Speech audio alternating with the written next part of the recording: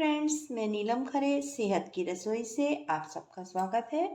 और आज मैं एयर फ्रायर में गुलाब जामुन बनाऊंगी। तो देखिए, इसके लिए मैंने ये एक बाउल भर के मावा लिया है। तो इसको मैं परात में डालूंगी और इसमें मैं 2 चम्मच, एक बाउल मावा के लिए मैं 2 चम्मच भर के इसमें आटा डालूंगी।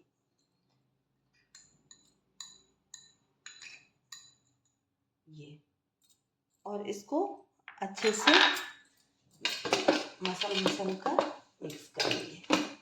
तो इस तरह से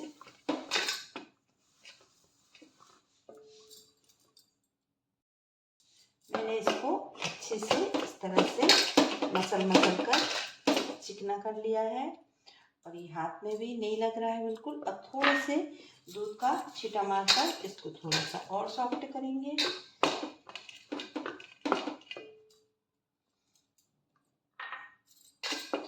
एयर फ्रायर में बनाने के लिए इसमें आटा बहुत कम डाला जाता है, क्योंकि एयर फ्रायर में ना तो फटने का डर है गुलाब जामुन, ना बिखरने का डर है। और थोड़ा सा इसमें इसलिए भी कम आटा मिलाते हैं क्योंकि इसको हम फ्राई नहीं करना है, तो ये सॉफ्ट भी रहेंगी कम आटा डालने से।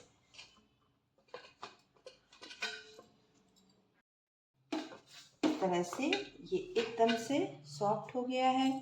अब मैं इसको 1 घंटे के लिए थोड़ी देर से कवर करके रख दूँगी और फिर इसके हम गुलाब जामुन बनाएंगे।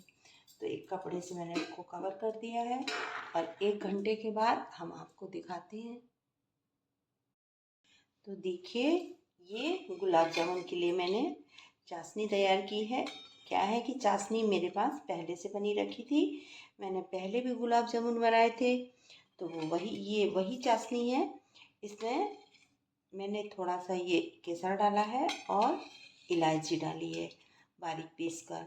और इसको अभी मैंने थोड़ा सा गैस पे चढ़ाकर गुनगुना सा एक बार उबाल लिया है। तो ये जब तक गुलाब जामुन बनेंगे तो ये थोड़ी सी ठंडी हो जाएगी। इस तरह से गुनगुनी चाशनी में ही गुलाब जामुन हम डालेंगे। और 1 घंटा हो गया है, तो अब हम गुलाब जामुन तैयार करेंगे। इस तरह से ये चिपचिपी चाशनी बनाना है, बस इसको तार नहीं बनाना है। तो ये चाशनी तैयार है, अब हम गुलाब जामुन बनाएंगे। और यदि आपको बनाना हो तो आपने जितना मावा लिया है उस हिसाब से, जैसे 1 कटोरी मावा है तो आप 2 कटोरी शक्कर ले लीजिए और उसमें 2 कटोरी या 1.5 कटोरी अंदाज से आप पानी डालकर और चाशनी बना लें इस तरह। तो ये चाशनी को हम एक साइड कर देते हैं और अब हम गुलाब जामुन बनाएंगे। तो देखिए, 1 घंटा हो गया है और ये थोड़ा सा फूल गया है मावा और हल्का भी लग रहा है पहले से। तो अब हम इसको थोड़ा सा और मसल लेंगे और इसके हम छोटे छोटे से गुलाब जामुन तैयार करेंगे। आप लोग इस तरह से अगर एक बार गुलाब जामुन बनाएंगे तो फिर कढ़ाई में फ्राई करना बंद कर देंगे और इसी तरह बनाएंगे। इसको एयर फ्रायर में हम रखेंगे। इसके बाद इस तरह से छोटा बड़ा जितना आप चाहें वैसे इसको बनाकर इस तरह हम तैयार कर लेंगे।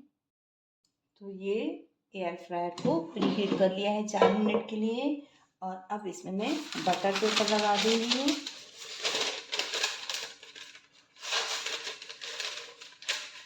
और इसके बाद ये गुलाब जामुन को इसके अंदर डाल दूंगी इस तरह से।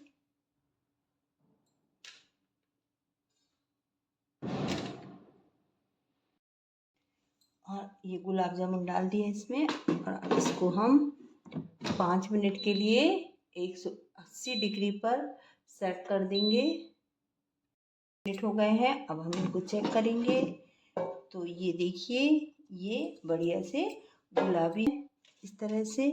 तो अब एक बार हम इनको ऐसे पलटा करके रख देंगे सारे और 5 मिनट के लिए फिर से रखेंगे। से सारे पलटा देंगे।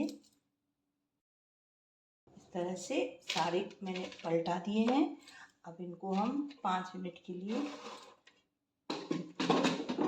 फिर से डाल देंगे।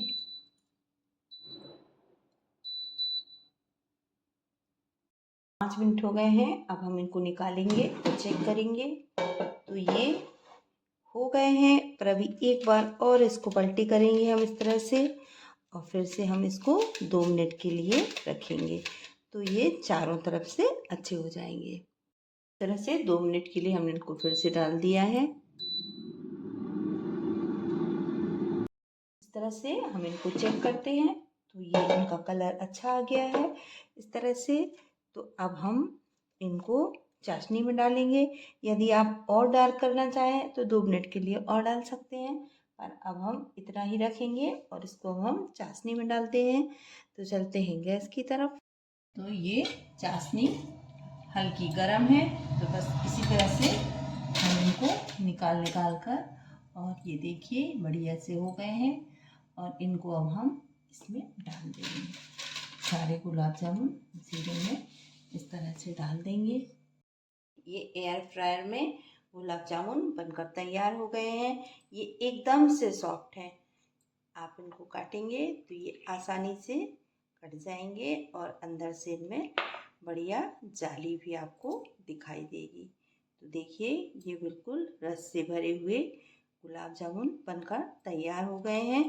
तो इस तरह से आप लोग भी बनाइएगा, खाइएगा, और अच्छा लगे तो मेरे चैनल को लाइक और सब्सक्राइब करिएगा। Thank you.